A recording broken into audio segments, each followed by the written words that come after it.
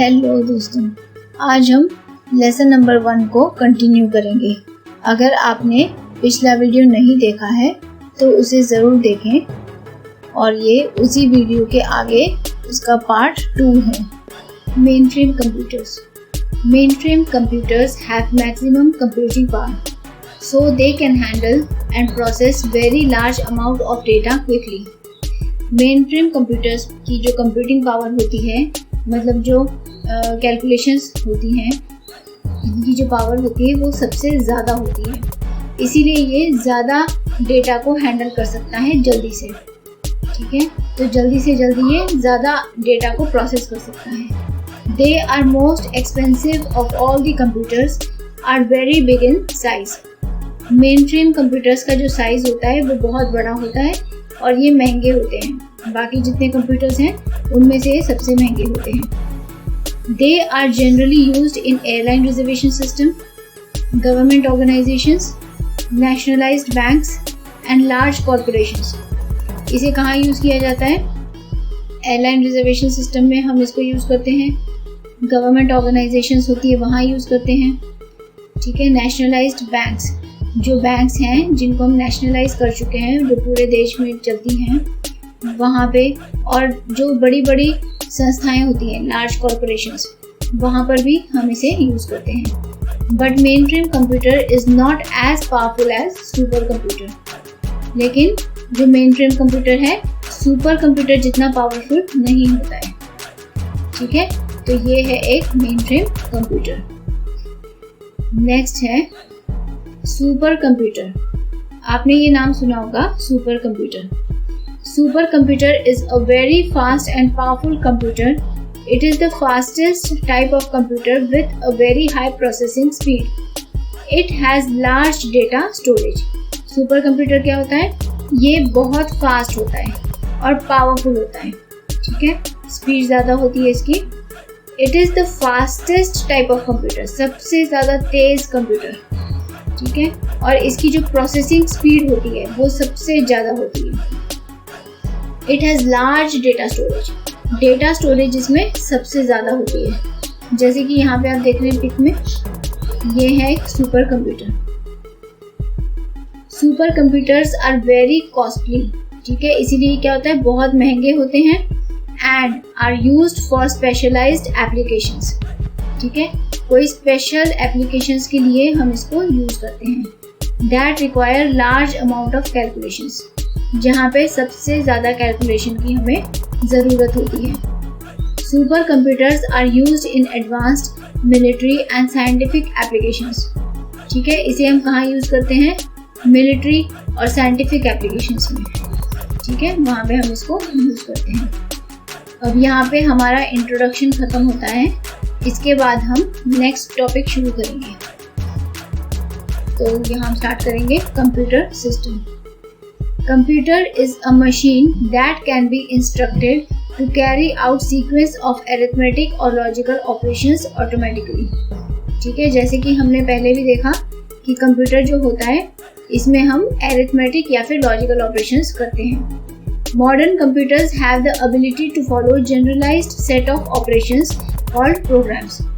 ठीक है, तो आजकल जो कंप्यूटर आते हैं उसमें हम क्या करते हैं कि एक सेट ऑफ ऑपरेशन, मतलब एक लिखा होता है कि इसके बाद ये काम करना है, इसके बाद ये काम करना है, उसे हम कहते हैं प्रोग्राम। ठीक है, जैसे अगर आपने कहीं जाना है, घूमने जाना है, तो आप प्रोग्राम बनाते हैं। प्रोग्राम बनाते हैं कि कल हम इतने बजे उठेंगे, उसके बाद हम यहाँ से बस में या टैक्सी में या अपनी गाड़ी में जाएंगे और फिर हम इतनी देर में वहाँ पहुँचेंगे और वहाँ हम इतना टाइम स्पेंड करेंगे और वहाँ क्या क्या काम करेंगे और उसके बाद किस तरह से हम वापस आएंगे। तो ये आप पूरे दिन का जो रूटीन है वो लिखते हैं जब आप कोई प्रोग्राम बनाते हैं कहीं जाने के लिए। उसी तरह जब हमें कोई भी काम करना होता है, जैसे कि समझो आपको 2 नंबर्स की एडिशन करनी है, तो आप क्या करते हैं, पहला नंबर इनपुट कर रहे हैं, दूसरा नंबर दे रहे हैं, फिर उन दोनों नंबर के साथ क्या करना है, आपको प्लस करना है। तो आपने प्लस दिया। ठीक है, तो 3 चीज़ें आपने दी, एक फर्स्ट वाला इनपुट, सेकंड इनपुट जो आपके 2 नंबर है, और तीसरा इनपुट है आपका ऑपरेशन। ऑपरेशन था अरिथमेटिक ऑपरेशन प्लस। उसके बाद में जो आउटपुट आया वो आपको मिला, तो ये आपका प्रोग्राम है, ठीक है। तो आप आउटपुट को स्क्रीन पे देखना चाहते हैं, वो भी आपने लिखा कि आपको स्क्रीन पे उसका आउटपुट मतलब कि जो आंसर है वो दिखाई दे, ठीक है। तो वो आपका एक प्रोग्राम है। These programs enable computers to perform an extremely wide range of tasks. तो ये जो प्रोग्राम लिखते हैं, आपने सुना होगा कि प्रोग्राम लिखे जाते हैं अलग अलग लैंग्वेजेस में कंप्यूटर में। तो इससे क्या होता है कि आप बहुत सारे अलग अलग प्रकार के काम कर सकते हैं। वाइड रेंज मतलब अलग अलग प्रकार के काफ़ी सारे टास्क मतलब काम, ठीक है। A complete computer including the hardware, the operating system, main software and peripheral equipment required and used for full operation can be referred to as computer system. तो अब कंप्यूटर सिस्टम हम किसको बोलेंगे, इसमें सब कुछ आ जाएगा। एक आपका हार्डवेयर आ गया, ठीक है। दूसरा है ऑपरेटिंग सिस्टम। ऑपरेटिंग सिस्टम मतलब आपका जो सॉफ्टवेयर है, मेन सॉफ्टवेयर, ठीक है। उसके बिना तो आप स्टार्ट नहीं कर पाएंगे अपना कंप्यूटर। और फिर आए पेरिफेरल इक्विपमेंट्स। पेरिफेरल इक्विपमेंट्स मतलब क्या क्या आ गया, आपका कीबोर्ड, माउस, ठीक है, स्पीकर, ये छोटी छोटी चीज़ें यूज फॉर फुल ऑपरेशन, ठीक है। पूरा काम करने के लिए हमें अलग अलग चीज़ों की ज़रूरत होती है, तो इन सबको मिला जुला कर बनता है हमारा कंप्यूटर सिस्टम। अब कंप्यूटर सिस्टम की क्या खासियत होती है, ठीक है, वो देखते हैं। Characteristics of computer system. Computer is a very powerful and useful machine. It has the following characteristics. तो कंप्यूटर में हमारे पास ये कैरेक्टरिस्टिक होती है। नंबर 1 है speed. Computer works at very high speed. It can solve the problem within seconds. ठीक है, seconds में वो हमारी सारी प्रॉब्लम सॉल्व कर सकता है, जो भी हम उसको प्रॉब्लम देते हैं सॉल्व करने के लिए, और वो काफ़ी स्पीड में काम करता है। अब जैसे इंसान है, इंसान की स्पीड की लिमिटेशन है, ठीक है। आपने देखा होगा कि कुछ लोग स्पीड में काम करते हैं, कुछ लोग थोड़ा सा धीरे काम करते हैं, कुछ बहुत ज़्यादा तेज़ी से काम करते हैं। तो इंसान की अपनी अपनी स्पीड है, लेकिन इंसान मशीन को तो मैच नहीं कर सकता, क्योंकि इंसान की कुछ लिमिटेशंस हैं। इंसान थक जाता है, मशीन थकती नहीं है, ठीक है, ये फ़र्क है। तो कुछ लिमिटेशंस आ जाती हैं इंसानों की, इसीलिए जो मशीन होती है वो काफ़ी हाई परफॉर्मेंस, हाई स्पीड होती है। It can solve the problems within seconds. Seconds में इस प्रॉब्लम को सॉल्व कर सकती है। It takes only few seconds for calculations that you take hours to complete. अब देखिए, समझिए कि अगर आपने कोई कैलकुलेशन की, समझो आपको दिया कोई 4 डिजिट का नंबर, ठीक है, आपको बोला 6 7 8 9 मल्टीप्लाई बाई 9245, ये आपको कैलकुलेशन। आपको ये कैलकुलेशन करने में कुछ समय लगेगा, चाहे आप मैथ्स में कितने ही ज़्यादा तेज हों, आपको कुछ समय लगेगा, ठीक है। लेकिन कंप्यूटर जो होता है वो बहुत ज़्यादा स्पीड में काम करता है और आपको उसी क्षण आपको आंसर मिल जाता है। Computer can process millions of instructions and even more in 1 second. 1 second में वो मिलियन इंस्ट्रक्शंस, अगर आप 1 मिलियन इसको इंस्ट्रक्शंस दे देंगे तो उतनी इंस्ट्रक्शंस या कभी कभी उससे भी ज़्यादा 1 सेकेंड में वो कर सकता है। नेक्स्ट है accuracy. Computer is very accurate device. अब देखिए, अगर हम समझिए कि आप कहेंगे कि मेरा कोई ऐसा दोस्त है जो मैथ्स में बहुत ज़्यादा तेज़ है, वो बहुत जल्दी से सारा काम कर लेता है। अब कई बार क्या होता है कि हम जल्दी में गलती कर देते हैं। अगर हम फास्ट कर रहे हैं काम तो हमसे गलती हो सकती है, लेकिन कंप्यूटर जो होता है ये गलती नहीं करता है। मशीन है, ये गलती नहीं कर सकती है। The degree of accuracy of computer is very high and every calculation is performed with the same accuracy. ठीक है, तो जो इसकी एक्यूरेसी है वो सबसे ज़्यादा होती है कंप्यूटर की सारे ही कैलकुलेशंस में, और उतनी ही एक्यूरेसी से सारी कैलकुलेशन करता है। मतलब आप 10 कैलकुलेशन दोगे, पहली वाली भी उतनी एक्यूरेटली करेगा, 10वीं भी उतनी एक्यूरेटली करेगा। अब इंसान है, समझो उसको अपने 100 नंबर्स दे दिए, ठीक है, 4 डिजिट के नंबर दे दिए कि इनको मल्टीप्लाई करके आंसर लिखना है। हो सकता है कि वो शुरू के सारे सही करे, लेकिन जैसे जैसे वो एंड में जाएगा हो सकता है कि उससे गलती हो जाए, क्योंकि इंसान है, उसकी कुछ लिमिटेशंस हैं। ठीक है, कई बार एक ही काम हम बड़ी देर करते करते करते करते एक स्टेज आती है कि हो सकता है कि हमसे कैलकुलेशन में गलती हो जाए, लेकिन क्योंकि ये मशीन है इसको फ़र्क नहीं पड़ता। आप जितने मर्जी कैलकुलेशंस करवाइए, वो पहले वाला भी उतनी ही एक्यूरेटली करेगा और आखिरी वाली भी उतनी ही एक्यूरेटली करेगा। It never makes a mistake as long as the entered input is correct. अगर आप इनपुट ही गलत दे रहे हो तो फिर आंसर गलत आएगा, लेकिन अगर आपका इनपुट सही है तो वो गलती नहीं करेगा। Automation, computer works automatically. Once the instructions are fed into computer, it works automatically on it without any human intervention. Computer जो है ये ऑटोमेटिकली काम करता है। एक बार आपने इंस्ट्रक्शन दे दी कंप्यूटर में तो वो उस पर काम करना शुरू कर देगा और उसमें इंसान की बीच में इंटरफेयर करने की जरूरत नहीं होती है। मतलब ऐसे नहीं कि अभी आपने इनपुट दिया फिर आपको फिर से देखना पड़ेगा कि मुझे आ रहा है कि नहीं, आंसर चल रहा है कि नहीं, ऐसा नहीं है। It works till the completion of the job. जब तक काम खत्म नहीं हो जाएगा कंप्यूटर उसको करता रहेगा और ख़त्म करके ही आपको रिजल्ट देगा। It executes the program until it finds instruction to terminate the job. जब हम प्रोग्राम लिखते हैं उसमें हम इंस्ट्रक्शन को टर्मिनेट करने के लिए भी कुछ लिखते हैं। ठीक है, टर्मिनेट मतलब ख़त्म करना, मतलब कोई काम है कंप्यूटर कब तक करता रहेगा, तो एक जगह पे हमें लिखना पड़ता है जहाँ पे वो उसको ख़त्म करेगा। अगर समझो आपको 1 से लेकर 1 लाख नंबर प्रिंट करना है, ठीक है, 1 से लेकर 1 लाख नंबर तक प्रिंट करना है, तो आपको बताना पड़ेगा कि आपने प्रोग्राम में लिखा कि स्टार्ट फ्रॉम 1, ठीक है, फिर आप 1 को 1 प्लस करते गए कि 1 + 1 2, फिर 2 + 1 3, 3 + 1 4, ऐसे करते जाना है, कंप्यूटर करता जाएगा। अब आपने बता रखा है कि कब तक करना है, तो आपने वहाँ पे टर्मिनेशन के लिए कंडीशन दे रखी है कि जब तक ये नंबर 1 लाख नहीं हो जाता। जब 1 लाख हो जाएगा, जैसे ही होगा वैसे ही बंद करना है। ठीक है, तो वो आपने टर्मिनेशन के लिए उसको इंस्ट्रक्शन दे रखी है। नेक्स्ट आता है storage. A computer is capable of storing large amount of data and remembers every detail of it.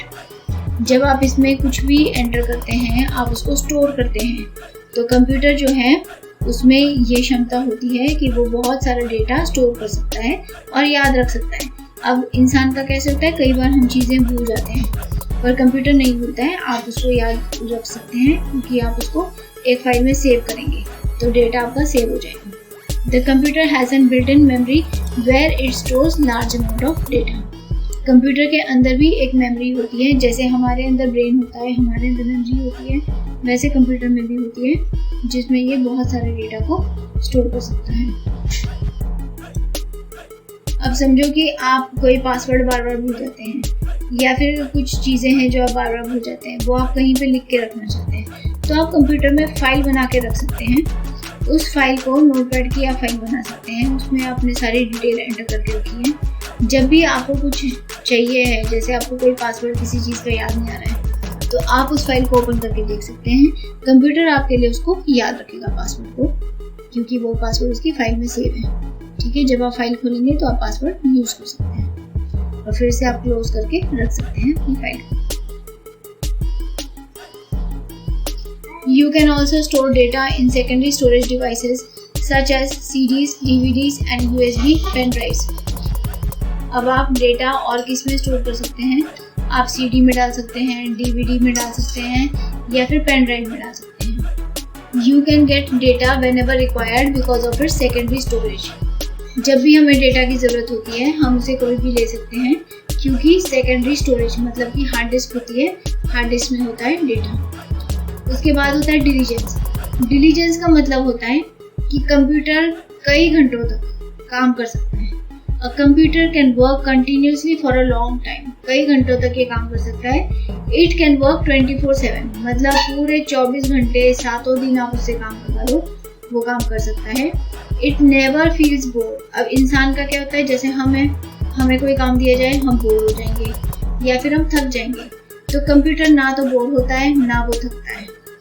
It is free from lack of concentration. अब कई बार क्या होता है कि हम एक ही काम करते रहे अगर काफ़ी देर तक, तो धीरे धीरे हमारा ध्यान वहाँ से हटने लगता है, क्योंकि हम उससे बोर हो जाते हैं, तो हमारा लैक ऑफ कॉन्सेंट्रेशन होता है। ठीक है, मतलब हम ध्यान एक जगह नहीं लगा पाते हैं। ये चीज़ कंप्यूटर में नहीं होती। And can work for hours without creating any error. और कई बार क्या होता है, कई घंटों तक काम करने की वजह से हो सकता है कि हम मैथ्स में बड़े तेज हों, हम कोई गलती ना करते हों, लेकिन अगर हम बड़ी ज़्यादा देर तक काम करते रहेंगे तो हमसे कोई ना कोई गलती हो जाएगी। बट कंप्यूटर में ये चीज़ नहीं होती, क्योंकि वो एक मशीन है। ठीक है, यहाँ फर्क पड़ जाता है। उसके बाद नेक्स्ट पॉइंट है versatility. It is the most important feature of computer. It means the capability to perform completely different types of work. तो इसका मतलब होता है कि अलग अलग टाइप के वो काम कर सकता है, ठीक है। Computer can perform almost all kinds of task at the same time. एक ही वक्त पर वो कई अलग अलग टाइप के काम कर सकता है। At one moment you are playing game on computer, the next moment you are preparing a project report on it, ठीक है। हो सकता है एक सेकेंड पहले आप कंप्यूटर में गेम खेल रहे थे, अगले ही सेकेंड आप एक प्रोजेक्ट की रिपोर्ट बना सकते हैं। No feeling, it does not have feeling और emotion, test, knowledge and experience, ठीक है। कंप्यूटर में कोई फीलिंग्स नहीं होती, कोई भावनाएं नहीं होती जैसे इंसान में होती हैं, ना उसको कोई टेस्ट होता है, ना उसका कोई नॉलेज है, ना कोई एक्सपीरियंस है। It does not get tired even after long hours of work. हो सकता है आपने कंप्यूटर से कई घंटे काम कराया पर वो इससे थकेगा नहीं, ठीक है। It does not distinguish between users. समझिए कि आज आप बैठे हैं, आप कंप्यूटर पे काम कर रहे हैं, उसी नेक्स्ट डे उसी कंप्यूटर पर कोई और इंसान बैठा है, वो उस पर काम कर रहा है, ठीक है। अब ये मशीन है, जो मर्जी बैठ जाए, कोई भी काम कर ले, उसको आउटपुट वैसे ही मिलेगा जैसे कि हमेशा कंप्यूटर देता है, वो है एक्यूरेट। नेक्स्ट आता है power of remembering. The data stored in computer can be recalled at any time. जो भी आपने डेटा उसमें सेव करके रखा है कंप्यूटर में, उसको आप कभी भी रिकॉल कर सकते हैं। मतलब आपको अगर चाहिए तो आप ओपन करके उस फाइल को कभी भी देख सकते हैं, ठीक है, कभी भी उस डेटा को यूज़ कर सकते हैं। अब चलिए इन टॉपिक्स पर क्वेश्चंस देख लेते हैं। यहाँ पे क्वेश्चन बन सकता है, जो पिछला वीडियो था उसके क्वेश्चंस हमारे रह गए हैं क्योंकि वीडियो थोड़ा सा लंबा हो गया था, तो उसके क्वेश्चंस भी मैं यहीं पे दे देती हूँ आपको। इसमें क्वेश्चंस बनेंगे